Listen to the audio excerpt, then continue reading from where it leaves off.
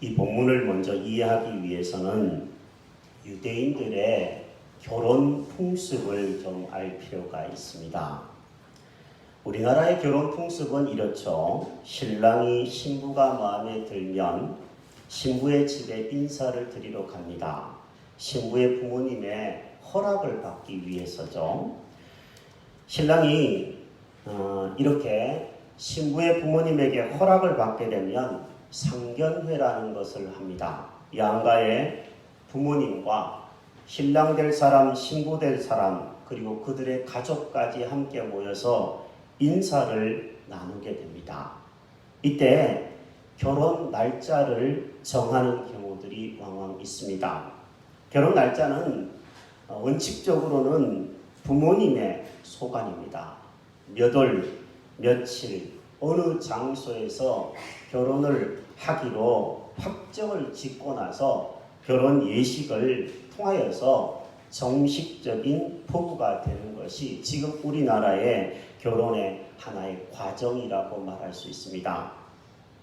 예수님 시대의 유대인들의 결혼 풍습은 조금 독특합니다. 우리가 그것을 먼저 좀 참고로 알아야지 본문을 좀 잘 이해할 수 있으리라는 생각에 여러 자료들을 한번 찾아보았습니다.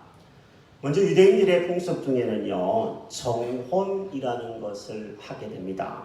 결혼을 원하는 남자가 여자를 찾아가서 결혼을 하고 싶다라고 이야기를 하면 정혼을 청하게 되는 것인데, 이때 상당한 액수의 결혼 지참금을 지불하게 되어 있습니다. 성경을 읽어보면 구약 성경이지만 야곱의 경우는 라반의 두 딸과 결혼을 하기 위해서 자그마치 14년 동안이나 집안 일을 돌보았던 사례도 있을 정도로 결혼 지참금은 상당히 비싼 값이었을 것으로 보입니다. 영적으로 보면 예수님은 우리를, 여러분들을 신부로 삼기 위해서 이 세상에 찾아오시고 예수님의 핏값을 지불하시면서까지 여러분과 저를 신부 삼으시려고 비싼 값을 지불하신 줄로 압니다. 신랑은 아버지 집으로 정혼을 하고 나서 돌아갑니다. 이때 아버지 집으로 돌아가는 이유는 신부와 같이 살 집을 마련하기 위한 경우들이 대부분이었습니다. 주님은요, 이 세상을 떠나서 하늘나라로 올라가시면서 제자들에게 이렇게 얘기하셨습니다. 내가 하늘에 처소를 마련하면 다시 오리라 말씀하셨습니다. 주님과 정혼한 이 사람들, 우리들을 향하여서 내가 곧 다시 올 것이니 그날을 준비해라라는 의미가 거기에 들어있는 줄로 압니다. 보통 유대인들은요, 정혼 기간이 한 1년에서 2년 정도 된다고 합니다. 왜 1년 정도의 정혼 기간을 뒀을까요? 그것은 집을 마련하기 위해서도 있지만 이런 의미도 있다고 해요. 혹시 만에 하나 신부가 순결하지 못하면 결혼이 성립이 안 되고 문제가 있기 때문에 신부가 순결하고 정결한 자인지를 확인하는 시간이기도 했다고 합니다.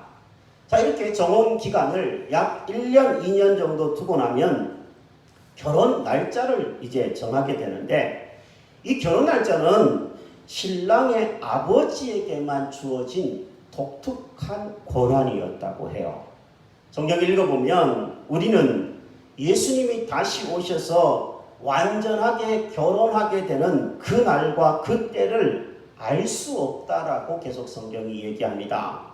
왜 알 수 없느냐? 이런 이야기를 써놓고 있느냐? 그것은 아버지 되시는 하나님만이 정하시기 때문에 그렇다고 성경은 반복해주고 있습니다. 그날과 그때는 아무도 모르나니 하늘의 천사들도 아들도 모르고 오직 아버지만 아시느니라. 때가 되면 결혼식을 거행합니다. 이 유대인들의 결혼식은요, 축제라고 말을 할 수가 있을 정도로 성대합니다. 이 자료를 찾아보니까요, 유대인들의 결혼식 축제는 크게 두 부분으로 나눈대요. 마을 사람들이 다 같이 참여하는 예비 축제가 있고요. 본 가족이나 집에 꼭 필요한 사람들만 들여서 거행하는 본 축제가 나누어져 있다고 합니다. 본 축제는요, 신부의 집이 잠깐 열리는 그 틈에만 들어갈 수 있고, 그것도 등불을 밝힌 사람들만 들어오는 특별한 축제였다고 합니다. 그 신부의 집에서 축제가 시작이 되어서 등불을 켜고 밤에 주로 결혼식이 유대인들은 열리는데, 신랑의 집으로 등불을 밝히면서 신랑의 집까지 같이 참여하여서 그곳에서 짧게는 일주일, 길게는 2주일 동안 함께 축제를 거행하는 것이 유대인들의, 과거 특별히 유대인들의 결혼식의 풍습이었다고 해요. 본문에 우리가 이 슬기로운 5 처녀와 미련한 5 처녀에 대한 이야기를 예수님께서 비유로 드셨는데, 이 비유를 우리가 그래서 이 풍습을 좀 이해하면 조금 더 가까이 이해할 수 있는 줄로 압니다. 자, 본문을 한번 보면요, 10명의 들러리라고 얘기할 수 있는 여인들이 나옵니다. 신랑과 신부가 있기도 하지만 들러리도 있는데, 들러리는 유대인들의 풍습에 따르면요, 굉장히 명예스러운 일이라고 그들은 알고 있다고 합니다.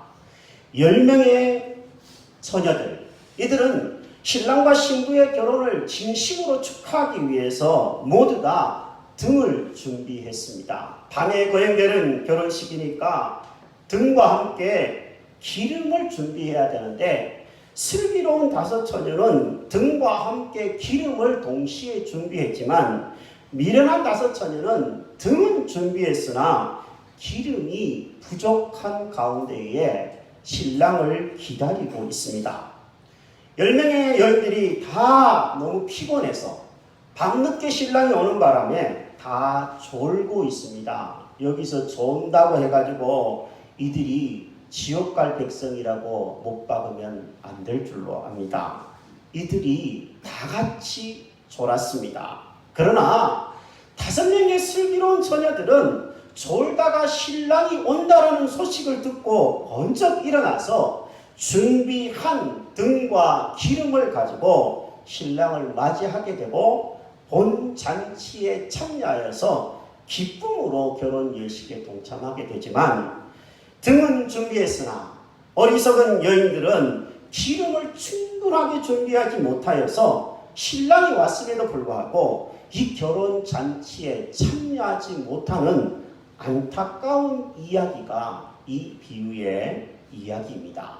여러분, 저는 이 본문을 통하여서 하나님이 우리에게 주시는 메시지가 있다면 한 3가지 정도 우리가 생각해 볼 수 있는 메시지가 있다고 말씀드리고 싶습니다. 첫째는요, 준비해야 되는 것이 있다라는 것을 우리에게 계속 가르쳐 주고 있습니다. 슬기로운 처녀들은 등과 함께 기름을 충분히 준비했습니다. 지혜로운 처녀들과는 다르게 미련한 처녀들은 등은 준비되어 있지만 기름을 충분하게 준비하지 못한 가운데에 있었습니다. 여러분, 신앙생활은 주님을 맞이할 준비를 하는 것이다. 그것도 충분한 준비가 필요하다라는 것이 제가 이 본문에서 하나님의 말씀을 묵상하면서 깨닫게 되는 진리입니다. 여러분, 예배 오기 위해서 우리는 많은 것들을 준비합니다. 어떤 분은 제가 보니까 10시에 와요. 10시에. 11시 예배인데 세상에 10시부터 와서 준비하는 성도님들이 있어서 저는 참 존경스럽습니다. 아침부터 10시에 교회에 오려면 얼마나 부지런히 일어나가지고 씻고 준비하고 해야 되겠습니까? 몸을 준비하고 시간의 우선순위를 정하여서 준비한 사람이 예배를 잘 드리게 되는 것은 당연지사입니다. 시간만 준비해서 되겠습니까? 옷을 준비하고 우리는 예배를 드립니다. 어떤 분이 옷 이야기를 가끔 하더라고요. 교회에서 예배의 순서를 맡으신 분들, 기도, 또 성찬식, 찬양 인도자나 찬양팀 대원들, 또 안내하시는 위원들, 헌금으로 봉사하시는 위원들, 특별히 이 예배의 위원들로 섬기는 분들은요, 여러분들이 입고 있는 옷들 중에서 제일 좋은 옷을 입고 오시면 저는 참 좋겠다는 생각을 합니다. 왜 그렇습니까? 왜 옷을 제일 좋은 걸 입으라고 제가 얘기하는 겁니까? 옷 자랑하라고 얘기하는 것 아닙니다. 그냥 슬리퍼 끌고 오거나 허전한 그냥 옷을 입고 하나님께 예배를 드리는 것보다는 제일 좋은 옷을 입어야지 마음도 준비되고 믿음도 준비될 것이기에 당부를 드리고 싶습니다. 좋은 옷을 입고, 그렇다고 비싼 옷 입으라고 옷 자랑하라는 얘기 아닌 거 아시죠? 좋은 옷을 입으면서 마음으로 준비해서 예배를 드리는 것이야말로 하나님을 공경하는 태도인 줄로 믿습니다. 예배도 그러할진데 주님을 맞이할 준비를 하는데 그 얼마나 많은 준비가 필요하겠습니까? 어떤 분은요, 이 성경에 나오는 비유를 이렇게 해석하는 분들이 있어요. 등은 예배하는 우리의 모습, 그리고 기름은 뭔가 착한 일을 많이 하는 것이라고 해석하는 사람들이 있습니다. 여러분, 그렇게 해석을 하면 성경이 엉터리같이 산으로 가버립니다. 우리는 행실을 많이 해야 되는 것은 사실이긴 하지만 그것으로 구원을 얻는 것은 아닙니다. 주님이 우리를 정말 하나님의 자녀를 삼으시고 신부로 삼아주신 것에 대해서 감사하는 마음으로 선을 행하는 것은 옳지만 구원을 얻기 위해서 마지못해 선행을 쌓아야 되는 것은 성경이 이야기하는 것과는 거리가 멀다라는 것을 유념할 수 있게 되기를 바랍니다. 겉으로 형식과 외모도 중요하지만 분명한 것은 우리의 마음과 중심과 기도가 정말 많이 필요하다라는 것을 우리가 깨달을 수 있게 되기를 바랍니다. 마지막 때를 잘 준비하는 여러 이야기들이 있어서 여러분에게 한 이야기를 한번 일화를 소개할까 합니다. 어떤 집사님이 있었습니다. 이 집사님은 몸이 좋지 않아서 병원에 가서 건강 진단을 받았더니 폐암이라는 진단을 받게 되었습니다. 바깥에서 사람들이, 가족들이 의사와 이야기하는 소리를 듣고 보니까 6개월밖에 남지 않았다라는 청천벽력 같은 이야기를 듣게 되었습니다. 근데 이분은 믿음이 있는 사람이었어요. 집사님들이라고 다 믿음이 있는 것은 아니겠지만 이번의 믿음은 참 훌륭한 믿음이었습니다. 아, 내가 6개월 남았구나. 내가 죽음을 이제 준비해야 되겠구나. 내가 제대로 인생을 마쳐야 되겠구나. 이 집사님은 그렇게 생각을 하고 결심을 했다고 합니다. 그래서 그동안 갚지 못했던 빚부터 갚기 시작하고요. 사이가 좀 서먹했던 사람들을 찾아가기 시작하여서 오해를 풀며 같이 식사를 하기도 했다고 합니다. 그동안 소홀히 했던 가족들과 대화를 하는 시간들도 많이 가지려고 노력을 했어요. 근데 6개월이 지났는데 폐암이 악화되지 않는 겁니다. 몸이 이상하게 나빠지지 않는 거예요. 주변에서 검사를 다시 해보라고 권유를 하는 바람에 다른 병원에 가서 검사를 해본 결과 세상에 오진이었던 겁니다.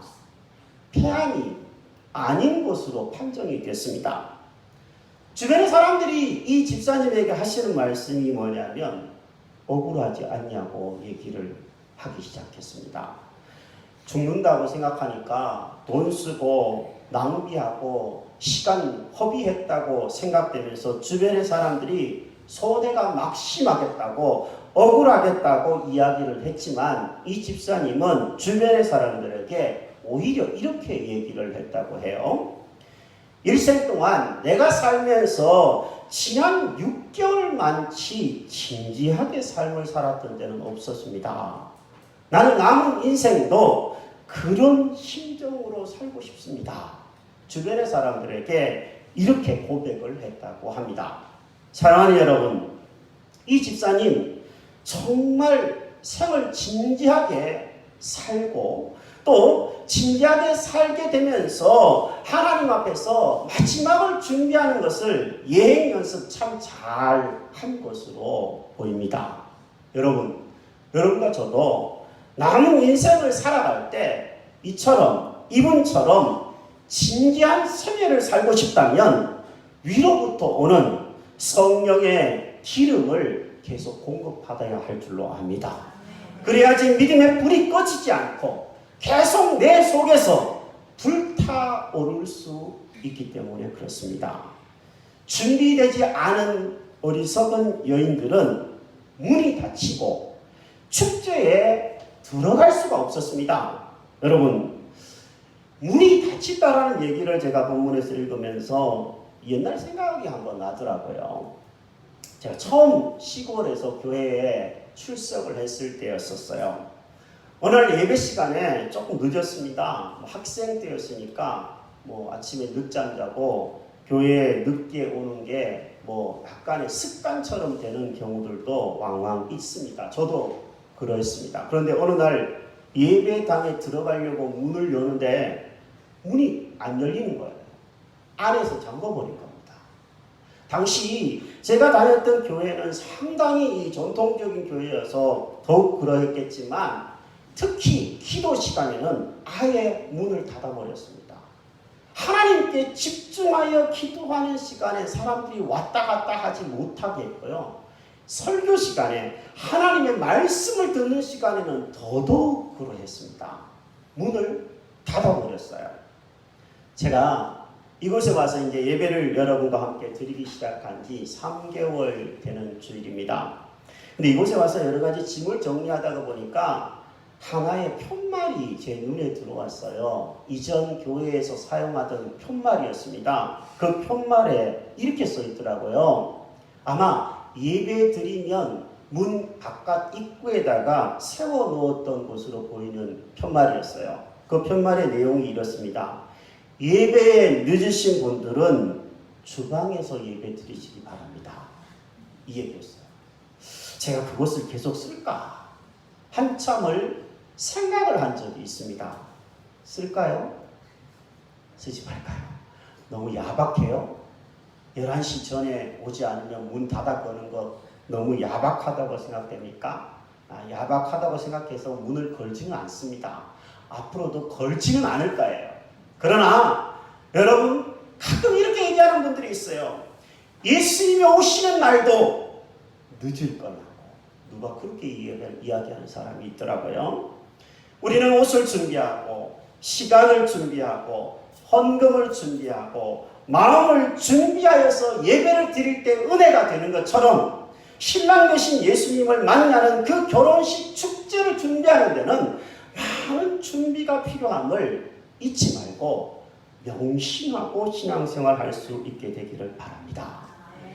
우리는 각자가 등과 기름을 준비해야 합니다. 등과 기름은 옆에 사람들과 나눌 수 있는 것이 아님을 우린 본문을 통해서 명심할 필요가 있습니다. 신랑이 올 때 그때 가서 급하게 준비하는 것은 이미 늦습니다. 각자 등과 함께 충분한 기름을 준비해서 주님을 모시고 기쁨의 잔치에 들어갈 수 있는 사람들, 저와 여러분들이 다 되기를 바랍니다. 두 번째, 이 본문을 통하여서 제가 깨닫는 메시지와 여러분과 함께 나누고 싶은 말씀이 있다면 신랑에 대한 존중의 마음이 있어야 된다는 겁니다. 여러분, 이 10명의 처녀 중에 5명의 슬기로운 처녀가 등과 함께 기름을 충분히 준비했다고 하였는데, 이들이 충분히 준비할 수 있었던 이유는 신랑에 대한 존중이 여기는 마음, 신랑에 대한 아주 사모하는 마음이 충분히 많이 있었기 때문에 준비했지, 충분한 마음이 없었다면, 존경하는 마음이나 사모하는 마음이 없었다면 어리석은 5명의 여인들이나 아니면 이 본문에 참여하지 않았던, 본문에 등장하지 않는 다른 사람들과 같이 되고 말았을 것입니다. 옛날에 한 주인이 살았습니다. 종을 거느리고 살았습니다. 그런데 이 주인은 마음씨가 무척 착하고 좋은 사람이었다고 해요. 주인은 어느 날 3명의 종들을 불러서 이렇게 얘기를 했습니다. 얘들아, 내가 이제 너희들 우리 집에서 고생 많이 했으니까 자유를 주고 싶다. 너희들이 이제 더 이상 종이 아니고 자유인이다. 그런데 내가 마지막으로 한 가지 임무만 더 줄 것이다. 그 임무가 뭐냐면 새끼줄로 가늘고 최대한 길게 지프로 새끼줄을 꼬아오는 것이다. 이렇게 마지막 명령을 내렸다고 해요. 자, 3명의 종들은 이제 각자의 현장으로 돌아가서 지프로 새끼를 꼬기 시작합니다. 새끼들이 뭔지 아시죠? 길게 가늘게 꼬라는 명령을 마지막으로 내렸는데 한 명의 종은 이렇게 생각했어요. 아니, 자유를 줄 거면 오늘 당장 주고 말지 뭘 마지막 임무까지 준단 말이야? 툴툴거리면서 마지막 임무만큼은 내가 지키지 않을 거야 라고 생각하며 한 명의 종은 새끼줄을 아예 꼬지를 않았어요. 주인에 대한 불평 때문에 그렇습니다. 두 번째 종은 대충 꼬았습니다. 대충 얼기설기 마지 못해서 주인의 마지막 명령에 어쩔 수 없어서 복종하는 심정으로 대충 꼬았다고 해요. 세 번째 종은 주인의 말에 따라서 충실하게, 지금 주인이 나에게 자유를 준다고 하니까 너무너무 기쁜 마음으로 새끼들을 가늘고 길게 꼬아서 주인 앞에 3명의 종들이 같이 나타났어요. 주인이 뭐라고 얘기를 했냐면 이렇게 얘기를 했어요. 자, 너희들의 그 꼬아온 새끼줄에 동전을 끼워서 가지고 가거라. 그렇게 얘기를 했습니다. 자, 동전을 끼워서 가져간 사람은 3번째 종밖에 없게 되는 겁니다. 주인에 대한 마음, 공경과 존경과 기쁜 마음으로 일하지 않은 앞에 2번째 종들은 아무것도 가지고 가지 못했습니다. 자유가 좋기는 하지만 주인에 대한 공경하는 마음이 있을 때 자유와 함께 기쁨을 함께 나누어 가지게 된다라는 좋은 일화인 줄로 압니다. 사랑하는 여러분, 우리가 예수 그리스도를 믿으면서 천국의 잔치에 참여할 때 빈손 들고가 아니라 기쁨으로 참여할 뿐만 아니라 풍성한 것을 가지고 기쁨으로 참여할 수 있도록 그날을 잘 준비하기 위해서는 주님을 향한 공경하는 태도, 사모하고 기뻐하는 마음으로 준비할 수 있게 되기를 바랍니다. 말씀을 마무리할까 합니다. 저는 3번째 이 본문에 등장하지 않지만 성경 전체를 볼 때 하나의 메시지가 있다고 생각합니다. 자, 본문에 등장하는 10명의 여인들은 들러리죠? 신부가 아닙니다. 들러리들도 이렇게 준비를 잘해서 잔치에 참여하는데, 여러분과 저같이 예수 믿는 사람을 성경은 뭐라고 얘기하냐면 들러리가 아니라 신부라고 얘기하고 있습니다. 우리는 예수님과 정혼을 한 신부들입니다. 신랑 되신 예수님께서 결혼하여 살게 될 그 집을 마련하기만 하면 이 땅에 다시 오셔서 우리는 영원히 완전하신 신랑이신 예수님을 모시고 영원히 함께 살 신부들인 줄로 믿습니다. 들러리도 명예로운 일이라면 신부가 되는 일은 더 명예로운 일이요. 들러리가 그 기쁨을 위해서 준비를 이렇게 했다면 신부인 저와 여러분들은 더 많은 준비와 더 깨끗한 심정으로 준비하는 것이 옳으리라고 저는 생각합니다. 언젠가 한번 소개해 드린 적이 있는데요. 가을철이 되면 미국과 카나다의 접경지에 있는 나이아가라 폭포에는요, 수많은 오리떼가 날아온다고 합니다.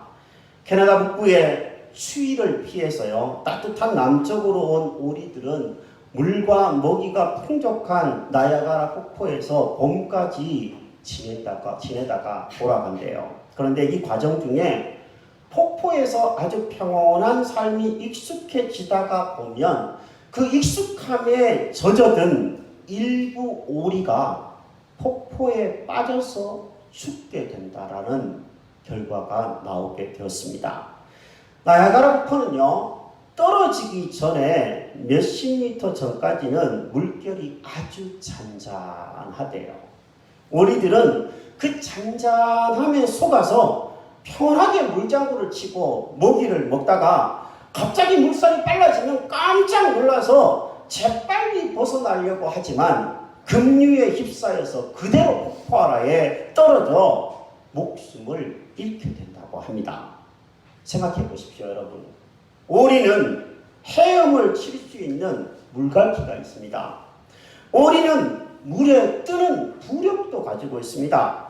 오리는 심지어 하루에 수십 킬로미터를 날아갈 수 있는 날개도 가지고 있습니다. 그러나 평온하게 빠지게 되면 잠시의 부주의함에 그만 빠지게 되면 생명을 잃게 된다는 겁니다.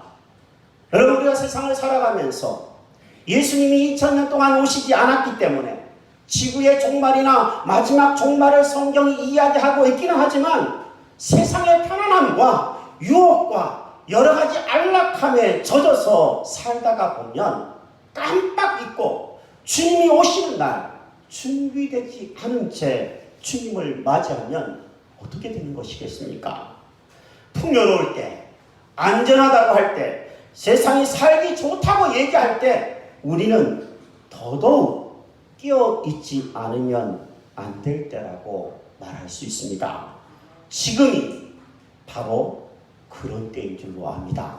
사랑하는 여러분, 우리는 거룩한 주님의 신부로서 신랑 되신 예수님이 언제 오시더라도 낮이건 밤이건 그날이 올해이건 내년이건 주님이 언제 오시더라도 깨어서 기쁨으로 맞이할 수 있도록 믿음으로 잘 준비해 나가는 거룩한 신부들 여러분과 저가 될 수 있기를 주님의 이름으로 축복하고 부탁드립니다.